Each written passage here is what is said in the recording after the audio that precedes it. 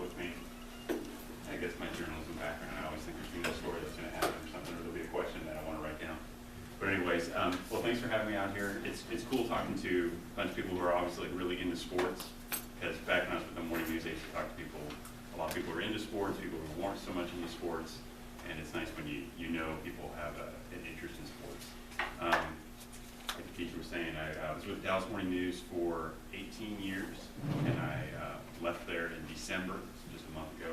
Come here, they created a position in Frisco ISD, a sports information director position, and I'd known the athletic director, David Kirkendall, for years, and I was ready for a new challenge, and that's what I did. But as for background, I grew up in Phoenix, Arizona, and so yeah, this weather I'm definitely not used to. Although I've been in Texas long enough now, I know that it's smoke like this, but I was like a lot of people who eventually became sports writers. I was an athlete, but not good enough to be in my head what I wanted to be like on the court and stuff like that. I went to the University of Arizona and majored in journalism, minored in political science. The journalism part was much more exciting than the political science part. If you ever have a real interest in political science, go for it. If you don't, avoid it. But anyways, I majored in journalism, and I was really lucky. Back then with newspapers, I graduated on a Saturday, had my ceremony, and I started at my first job on Monday morning, which I didn't get a lot of time off, but at the time, that's, you know, like now, if you're a college grad, you want that job waiting for you when you graduate. So I started out in the place Flagstaff, Arizona. Any of you heard of Flagstaff?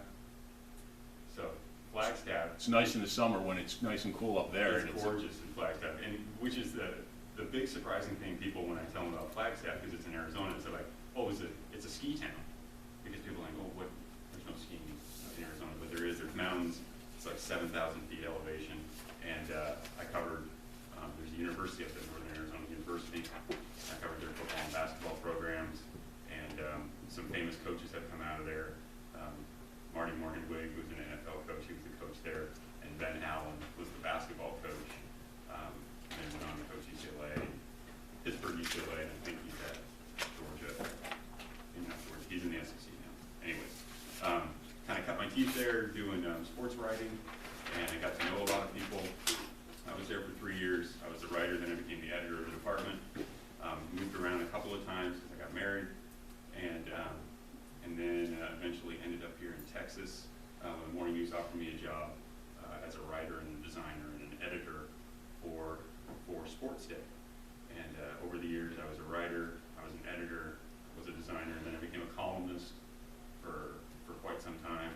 And then I was kind of running the high school department, or I was the lead writer for the high school department. And I want to make sure I hit on some of these things. As I'm talking to, by the way, if you ever have a question about anything, either on stuff I'm talking about or just things that's leading to, please just let me know, because I'm not on any kind of a program, and I'm not this thinker where you're going to mess me up when I'm talking. I'm not that smart, or I'm not that I don't know, program. So those are a lot of my previous positions. I think one of the big things that will probably help you guys out is there's the cliche that they talk about. It's not what you know, it's who you know. And it's always kind of seems like it's a negative thing, because I think a lot of people see it as, well, he's like his friend, or she's her friend, or something like that, and got the job. But that has been so important for me as I've moved up my position, because as much as I feel strongly about what I can do, my skills, it's a lot of times it's the people that I've met and the way I presented myself to them as, you know, hopefully confident, and I can do things that help me get this position. That's one of the things now. Newspapers are really in a challenging situation. I think if any of you are going into thinking that you were going to go into journalism, I would tell you, go for it, but know that there's some definite issues with the industry, because the internet and other kinds of things like that have made it much more challenging to have a long career in newspapers. It also played into my decision to leave the Morning News and come to Frisco ISD. It's a lot more stable to work for a school district than to work for a newspaper right now. But I love my job. I guess before I talk about that, I should talk a little bit about what I do now. Mr. Krieger did mention it, but Yeah, I'm basically, I'm the facilitator for athletics in the communications department, which is a total mouthful of a job. But if you probably know, like school districts, they have these very official titles sometimes.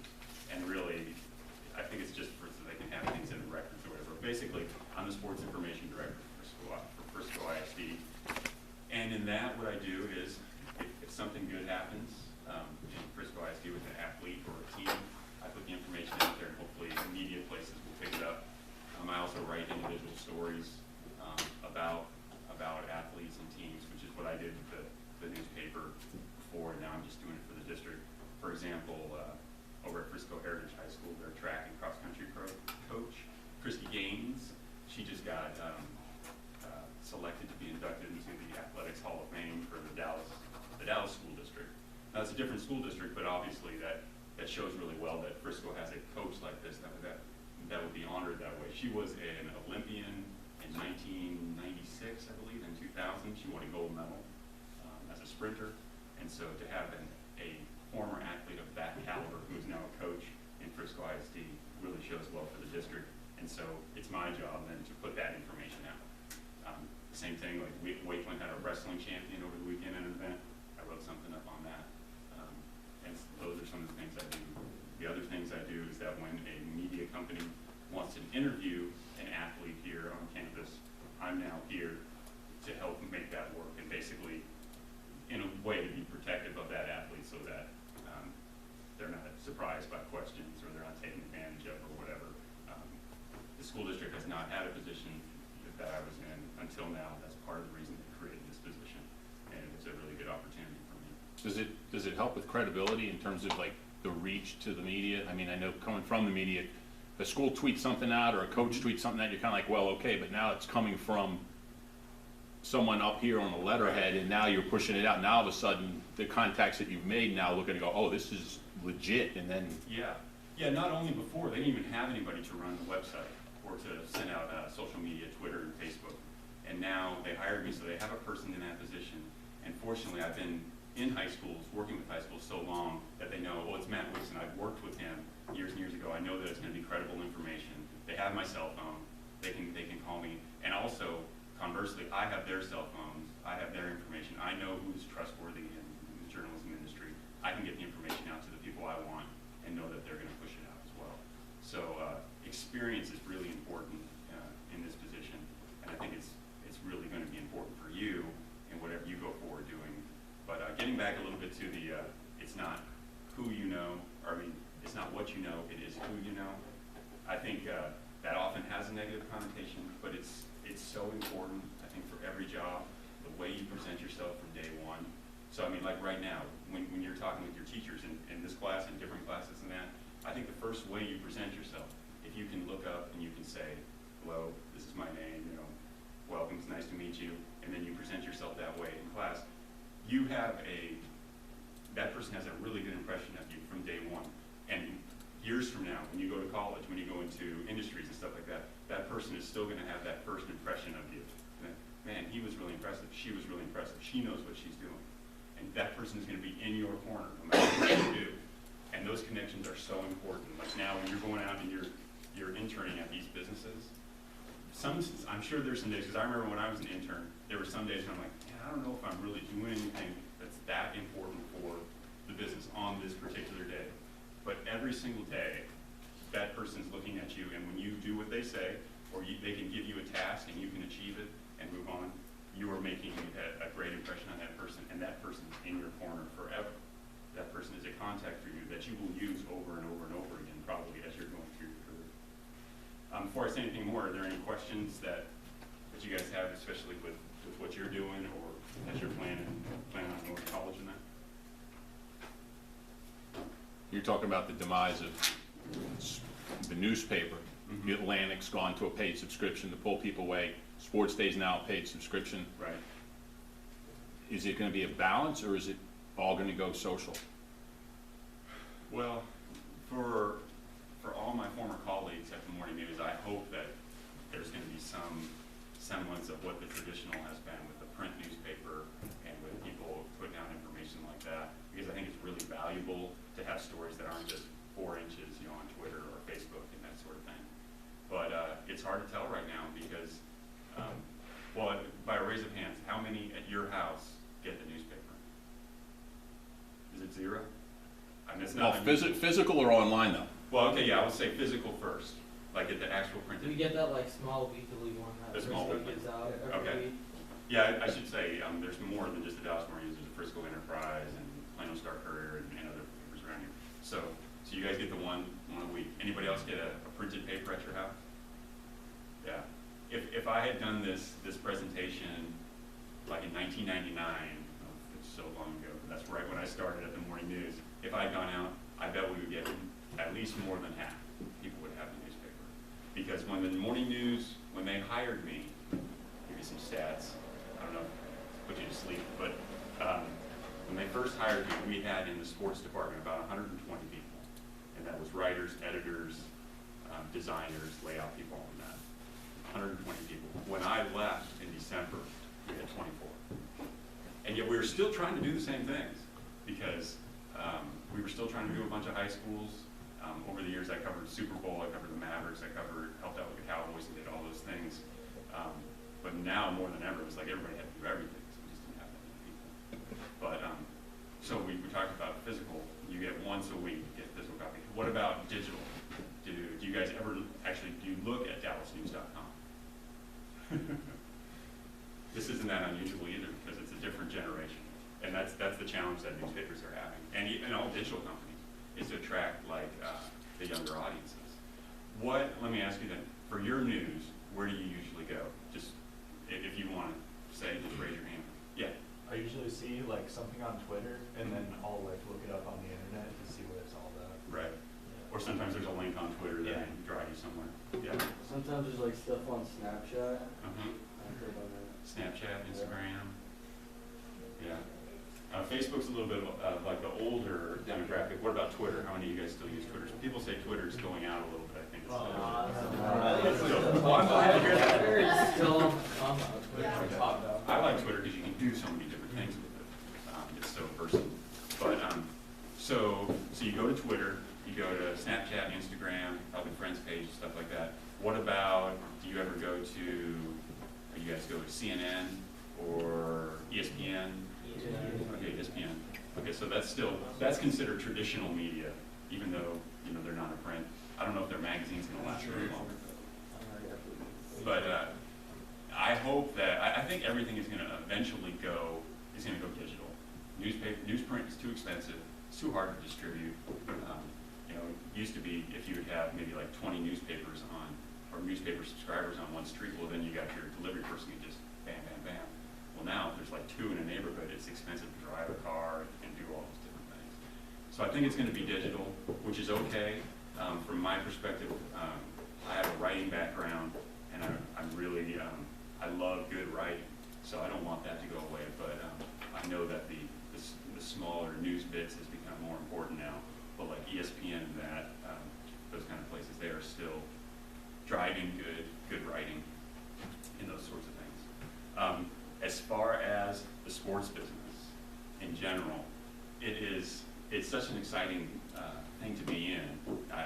Even though I've now left newspapers, I wouldn't change anything that I've done or anything that happened. I got to do some amazing things. I covered the NBA Finals, I covered the Super Bowl, and those things were fun. And to be honest, high school sports was probably the most fun I had because I love going out and do stories on people where I don't have 40 people trying to do the story with me, and the person wants me to be there. Because as much as we like him, Dirk didn't really want us to be asking questions of him. But the big thing is, though, sports is an exciting business to be in. It's a huge business. It's a huge money maker. You're looking at all those different things that are those companies that you guys are working for. The reason for those companies is because sports is so huge, whether it's youth sports, adult sports, just the sports as an entertainment venture. The problem, or I don't want to say the problem, but the challenge for you guys is that you're fortunate to have a class like this, but you're looking at, here's a group of kids that are really interested in sports and the sports business industry. Well, all around the country, you got people like you because it's a fun place to be in. It's an exciting place. So you've got competition, and when it comes back to that, the way that you give yourself an advantage, I believe, is those personal contacts, the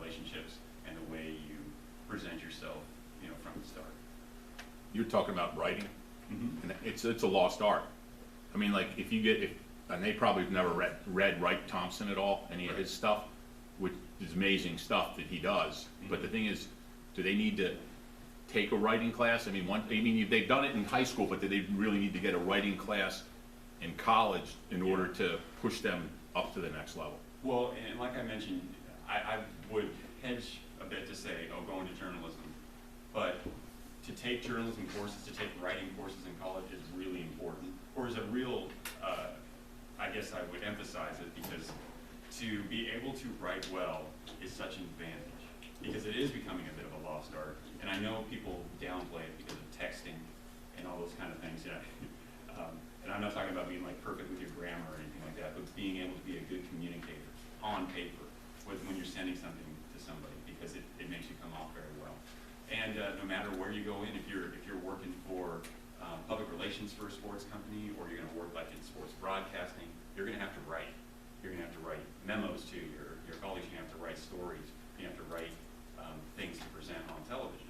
So writing is very important, and I think it's still.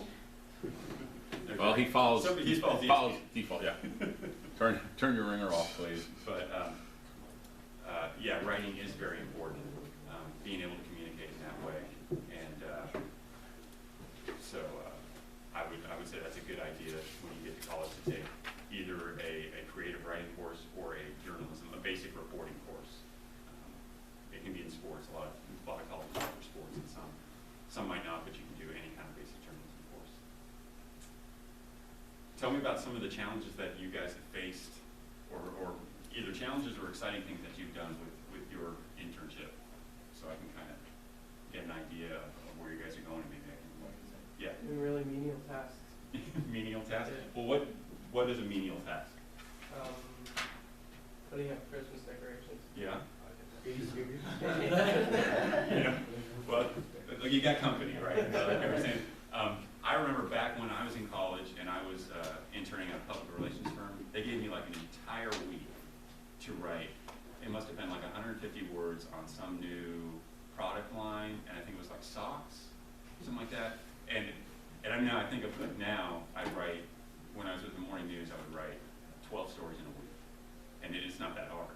And now with Frisco ISD, I may throw out 3 or 4 in a day. It's not a problem. So they kind of will take you slow at the start, and I know it can be frustrating, especially when you're putting up Christmas lights. You're thinking, well, what exactly does this have to do with my future or whatever? But those people, they're impacted by what you do. You know, if they say, can you put up the Christmas lights? And if you are a go-getter and enthusiastic, like, yeah, I'll help out with that. They're like, he's a good team player. He's the kind of guy I want in my company. And there are so many stories of people who've gone up from, I mean, basically, you know, like, people are making copies in a department who make it up to, like, department heads. And in our sports department, the more news. So it can happen. It's just, for the most part, you have to start small. Right. And then, whatever you're doing, you know, show enthusiasm and it shows. I think they told them that you might be doing it, but if you're not there, who's doing it? Right. The other thing is, I think Hayden at the Revolution, don't they have a checklist, and the president and everybody else is on there to do the chores? Yes. Yeah. So Do they have They don't clean bathrooms. Oh, That's me. that's you. Bathroom cleaning. Bathroom. Well, Cleanest bathrooms I've ever seen. well, hey, you gotta take pride in your job, right? So, what about some of the others? Do you guys have, anybody else have stories about what you guys do? I fold endless amounts of towels. Full of endless amounts of towels. he's at the YMCA. Oh, you got the I've YMCA? mastered the art of towel folding. Right. Guaranteed. It's a lost art too. Which Y are you at? The Frisco branch. The Frisco branch, okay. I use that one sometimes in the Plano's one, because I'm a Y member. So I appreciate the full towel. Just a little bit nice and warm, come right out of the dryer. Yeah, I had to dress up as Frosty the Snowman. okay. Did you really? That's awesome. These are the great stories you're going to tell, though. 10 years from now, they're going to be like, you're going to come to a classroom and you're like, okay, I just got named CEO of whatever sports company, or I'm the marketing strategist